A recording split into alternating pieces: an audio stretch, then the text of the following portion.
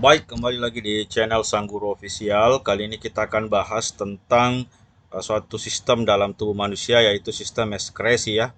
Jadi sistem ekskresi ini sesuai dengan namanya, itu biasa disebut sebagai sistem pengeluaran atau X ya, X keluar ya.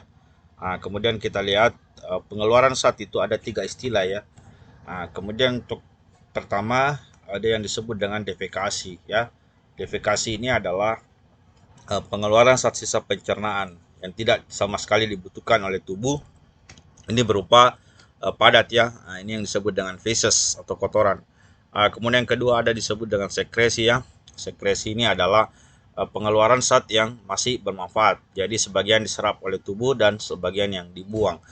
Kalau ekskresi yang kita akan bahas pada kesempatan ini adalah mengeluarkan zat sisa metabolisme ya yang sama sekali tidak dibutuhkan oleh tubuh dan harus dibuang atau dikeluarkan seperti keringat, urin, dan karbon dioksida seperti itu. Baik, bismillahirrahmanirrahim. Assalamualaikum warahmatullahi wabarakatuh. Kita kali ini akan bahas apa saja yang termasuk di dalam sistem ekskresi. Sistem ekskresi itu seperti yang kita ketahui sebelumnya bahwa sistem ekskresi ini adalah uh,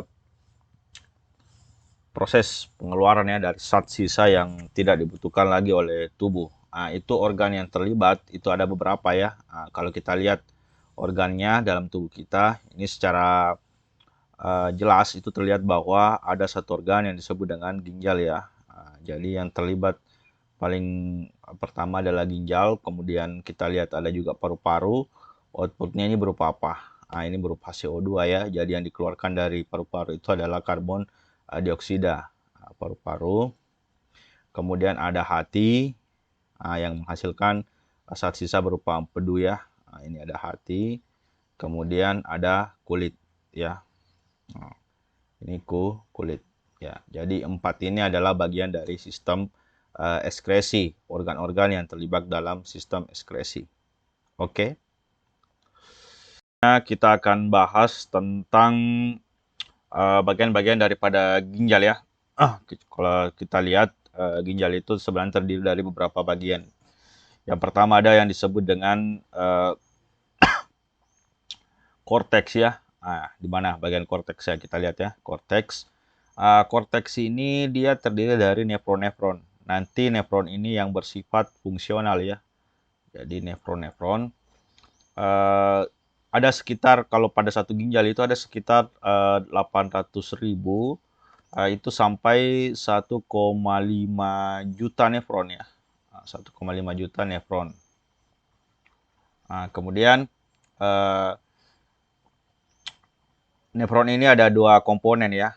Ada yang disebut dengan komponen vaskular dan tubular.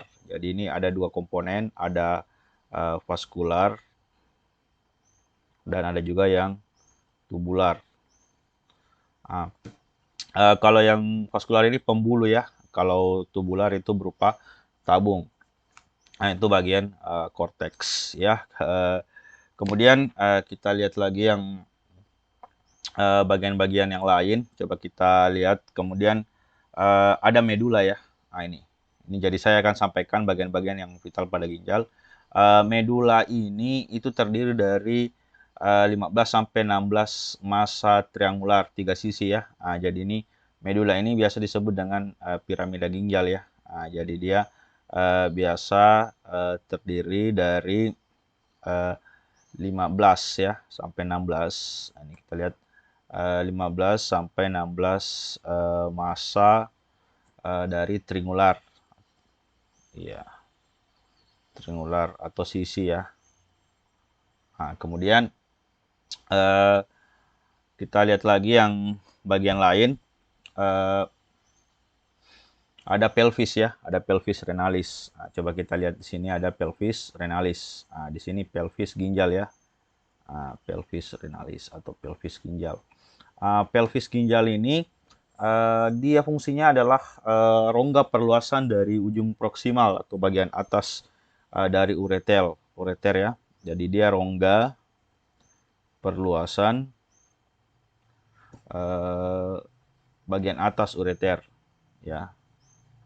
bagian atas dari ureter, kemudian eh, ujung ini bercabang menjadi 2 sampai 3 kaliks mayor ya. Jadi yang dimaksud dengan kaliks ini ya. Jadi ujungnya nanti kan ada percabangan 1, 2, 3 seperti itu. Kemudian ini menampung ya urin yang terus-menerus dari fungsi dari ujung ini itu lebih ke apa penampungan ya. Penampungan urin yang keluar dari papila. Jadi dia menampung urin yang keluar dari papila, seperti itu. Kemudian akan menuju ke pelvis renalis. Oke, baik kita lihat lagi bagian-bagian ginjal yang lain. Ada juga yang disebut sebagai lobus ya. Lobus itu saya tambahkan saja, ada yang disebut dengan lobus ginjal. Lobus ini yang menyusun ginjal ya, ada piramida ginjal, yang seperti ini tadi, yang medula ini piramida ginjal, kemudian ada kolumna ya, kemudian ada juga jaringan korteks, dari jaringan korteks ya, seperti itu. Jadi secara umum ginjal ini sebenarnya adalah organ yang berfungsi untuk melakukan proses pembentukan urin. Jadi nanti saya akan sampaikan bagaimana proses pembentukan urin yang terjadi Bali tentang nefron ya.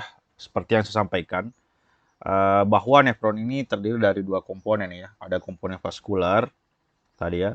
Ada vaskular. Ini berupa pembuluh dan ada juga komponen yang sifatnya tubular atau tabung ya, tabung. Kemudian kalau kita lihat yang vaskular ini, pembuluh ini terdiri dari pembuluh-pembuluh ya. Kalau kita lihat di gambar ada banyak pembuluh di sini ya, ada arteriola aferen, arteriole aferen, kemudian ada glomerulus ya, ini ada glomerulus, kemudian ada juga kapiler peritubular.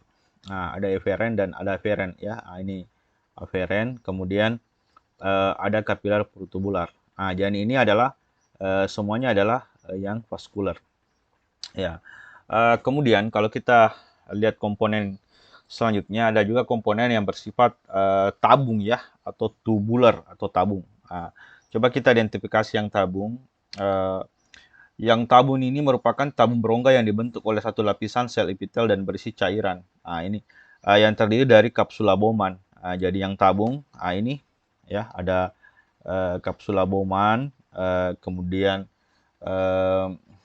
ada tubulus contortus ya, proksimal. Ini kemudian tubulus contortus distal, kemudian lengkung Henle, ya, lengkung Henle.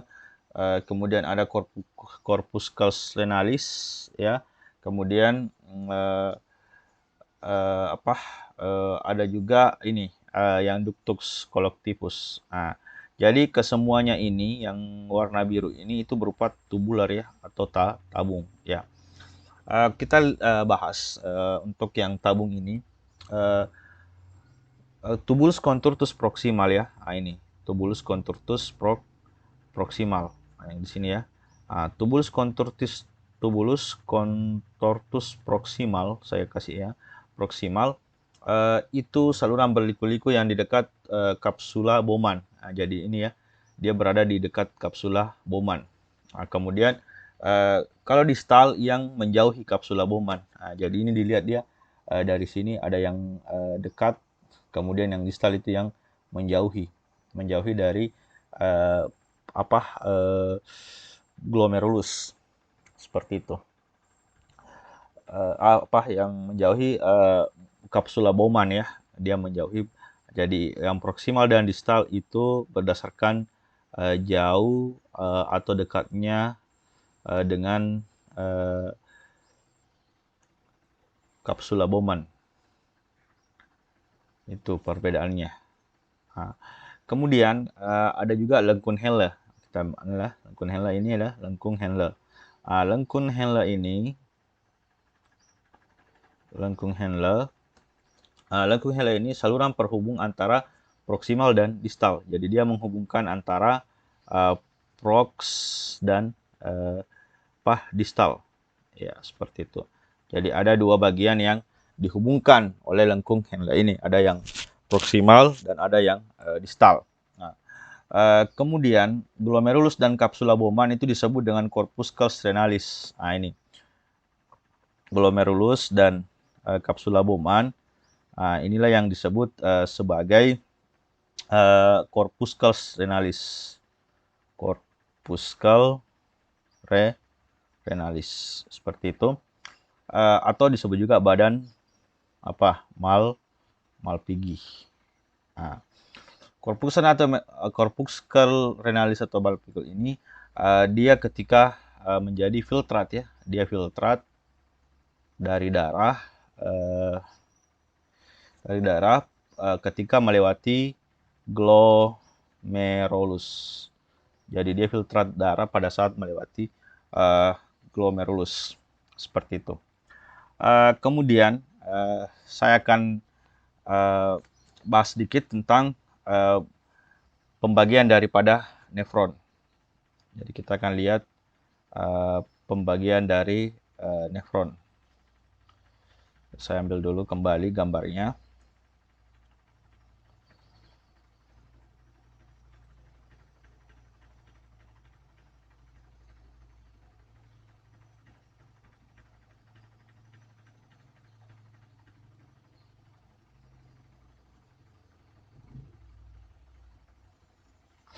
Nah, coba kita lihat mana bagian daripada nefron di sini. Ini adalah komponen dari nefron ya, yang terdapat pada piramida ginjal yang saya jelaskan tadi. Nefron itu ada dua macam ya, ada nefron cortex dan nefron justa medulla. Ada nefron cortex dan nefron juxta medulla. Cortex dan juxta medulla ini pada korteks itu glomerulus terletak di lapisan luar korteks dan memiliki lengkung Henle yang pendek ya. Kalau ini nefron korteks, dia glomerulusnya itu di luar dari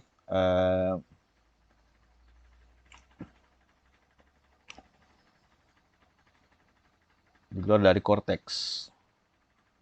Sedangkan justa medulla, kalau justa medulla terletak pada bagian dalam korteks. Glomerulus terletak di dalam korteks seperti itu. Kapiler peritubulur pada nefron justa medulla membentuk lengkung vaskuler disebut dengan vasa recta ya. Jadi ada yang disebut dengan vasa recta. Ini ya. Jadi vasa recta ini adalah kapiler peritubulur ya pada justa medulla ya.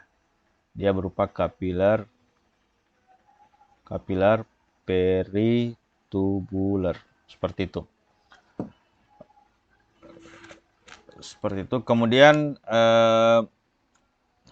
ada pelvis ya, pelvis renalis ya. Rongga perluasan ureter proksimal bagian atas ya, seperti itu. Ada bagian dari pelvis ya, ada bagian ginjal yang disebut dengan pelvis. Inilah nanti yang perluasan dari bagian atas ureter. Ini menjadi dua ya, berbagi dua. Ada yang ujungnya bercabang menjadi 2 atau 3 dari kaliks major. Kemudian kaliks minor itu menampung urin. Jadi ada yang kaliks minor. Kaliks minor ini, inilah nanti yang menampung urin yang keluar dari papila. Nah, inilah yang menampuri dari keluar papila. Nah, kemudian dari kaliks minor, urin masuk kaliks mayor. Mana? Kaliks mayor, kaliks minor. Kemudian ke pelvis renalis. Seperti itu. Jadi itulah bagian-bagian dari nefron. Baik, kita akan bahas setelah tadi kita lihat bagaimana bagian-bagian dari nefron dan bagian utama dari ginjal. Kali ini saya akan menjelaskan tentang proses pembentukan urin ya. Proses pembentukan urin. Kalau pembentukan urin itu ada beberapa tahapan ya. Ada yang disebut dengan filtrasi, reabsorpsi dan augmentasi ya. Untuk filtrasi ini prosesnya adalah seperti ini ya. Penyaringan zat berguna untuk tubuh yang menghasilkan urin primer ya. Jadi ini yang pertama kali yang masuk ke dalam nefron, terutama pada bagian uh, glomerulus ya. Jadi hasil dari filtrasi ini adalah filtrat atau saringan yang disebut dengan filtrat glomerulus ya. Kemudian yang kedua ada yang disebut dengan reabsorpsi atau penyaringan kembali. Penyaringan kembali ini terjadi di nefron secara obligat. Ini terjadinya di tubulus constrictus proximal, kemudian menghasilkan zat berguna untuk tubuh ya, sifatnya fakultatif, kemudian masuk ke tubulus constrictus distal yang menghasilkan air, kemudian ADH yang menghasilkan urin sekunder. Jadi pada reabsorpsi ini ada zat-zat yang masih dibutuhkan oleh tubuh, itu kemudian diserap kembali. Kemudian hasilnya adalah urin yang bersifat sekunder ya, atau urin sekunder tahap 2. Kemudian yang ketiga adalah tahapan augmentasi. Pada tahapan augmentasi ini itu kemudian akan ada penambahan zat sisa ya. Jadi pada saat nanti sudah difiltrasi, sudah direabsorpsi, pada augmentasi akan ada penambahan zat sisa misalnya urea yang kemudian akan menghasilkan urin ya. Inilah urin yang sesungguhnya kemudian terjadi di tubulus constrictus distal sampai tubulus collectivus. Nanti akan diteruskan ke uretra, nanti kemudian ureter seperti itu. Selanjutnya kita akan masuk di bagian dari sistem ekskresi, yaitu dari bagian kulit ya. Coba kita lihat, ini adalah gambar anatomi dari kulit ya. Kenapa dikatakan sistem ekskresi? Karena dia mengeluarkan beberapa zat sisa ya. Zat sisa. Kalau kita lihat sebenarnya dari fungsi kulit, itu ada beberapa fungsinya ya. Ya, ada fungsi dari ekskresi.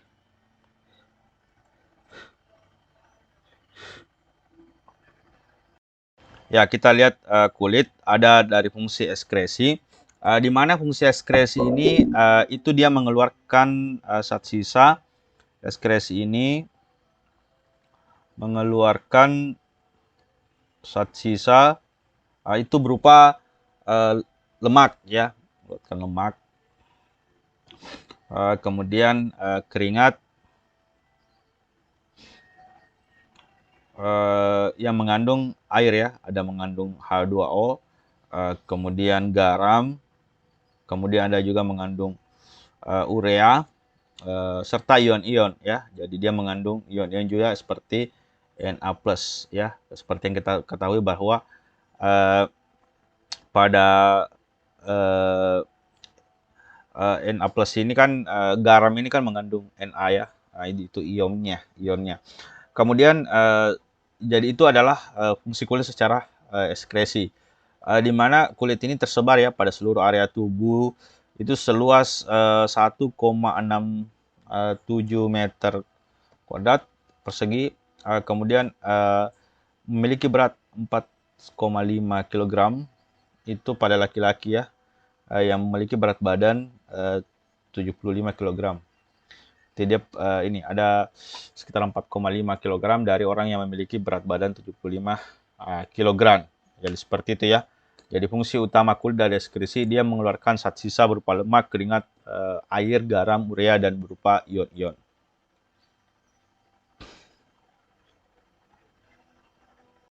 Baik, kita akan masuk kembali ke organ sistem ekskresi yang selanjutnya, yaitu paru-paru ya.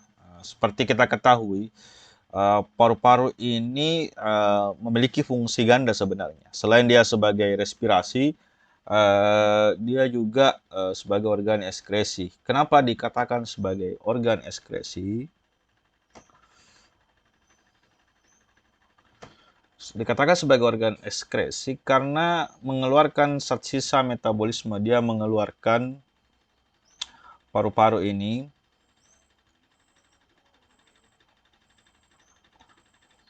mengeluarkan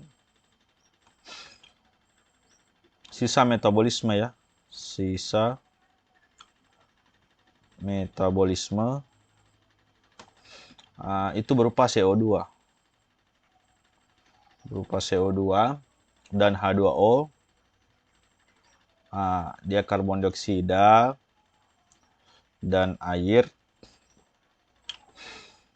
yang dihasilkan pada katabolisme respirasi ya.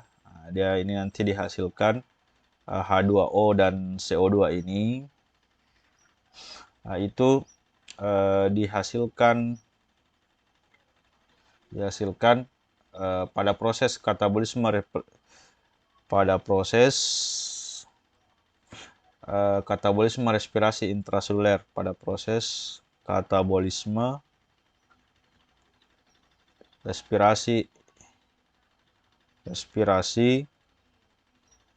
intraseluler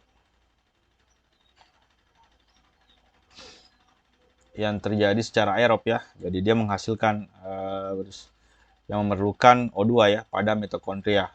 Nanti akan menghasilkan ATP ya.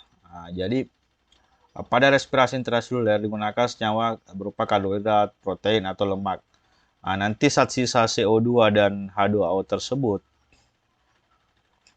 itu nanti dari sel jaringan. Ini ya, nanti dari sel-sel dari jaringan itu nanti diangkut ya, diangkut oleh darah. Jadi ini diangkut oleh darah, itu akan menuju ke jantung. Diangkut kemudian paru-paru dan selanjutnya melalui saluran pernapasan. Jadi dia saluran pernapasan. Itu dibuang keluar dari tubuh. Jadi seperti itu ya. Ini adalah organ ekskresi ya. Jadi ada ginjal, kemudian ada hati, kemudian ada kulit dan paru-paru. Baik. Organ ekskresi selanjutnya adalah hati ya. Untuk hati ini salah satu bagian yang fungsional pada hati adalah empedu ya. Empedu ini merupakan cairan yang berwarna hijau, kemudian terasa pahit, berjumlah sekitar 0,5 liter setiap hari. Itu berasal dari perombakan hemoglobin ya pada sel-sel darah merah yang sudah tua. Jadi empedu itu dihasilkan dari perombakan Hb yang ada pada sel darah merah yang sudah tua atau eritrosit. Kemudian untuk fungsi dari hati adalah pencernaan lemak ya, kemudian emulsi lemak, mengaktifkan lipase, salah satu enzim yang mencerna lemak, kemudian membantu absorpsi lemak di usus ya untuk empedu ya. Secara umum untuk fungsi hati itu yang pertama adalah penawar racun. Jadi semua zat-zat yang masuk dalam tubuh yang sifatnya toksik atau racun itu akan dinetralisir oleh hati. Yang berasal dari sumber dari racun itu bisa dari alkohol, obat-obatan, asam laktat dan asam amonia. Kemudian kedua adalah pembentukan dan perombakan eritrosit.